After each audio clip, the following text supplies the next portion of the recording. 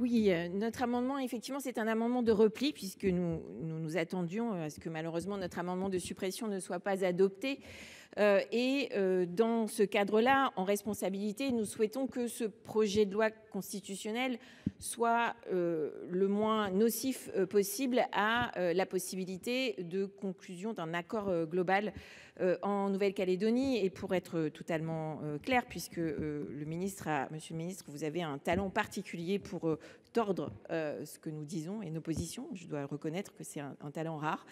Je vais être très claire là-dessus. Bien sûr, nous pensons qu'il doit y avoir des élections qui se déroulent en Nouvelle-Calédonie. Il ne s'agit pas d'être là pour ou contre la démocratie, hein. C'est quand même une caricature qui n'est pas à votre honneur, hein, monsieur le ministre.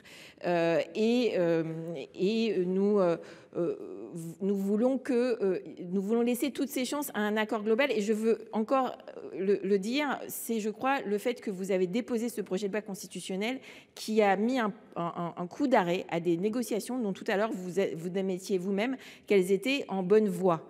Je crois que c'est pour cela que nous voulons absolument que l'amendement soit adopté, mais dans son état initial. J'y reviendrai tout à l'heure. Nous ne sommes pas d'accord avec le sous-amendement présenté par Monsieur Buffet. Nous voulons que, effectivement, ce dégel du corps électoral, qui bien sûr, une fois que c'est dégelé, on ne va pas y revenir, mais qu'en tout cas cette définition ne s'applique que, cette définition particulière du corps électoral ne s'applique que pour les prochaines élections, pour nous assurer que la question de l'accord global puisse toujours se faire avec cette possibilité de renégocier le périmètre exact du corps électoral, puisque, comme je l'ai dit, ça n'est pas une simple question de mécanique démocratique, mais c'est une question éminemment politique. Historiquement, ça fait partie des derniers sujets qui sont négociés dans des accords politiques globaux.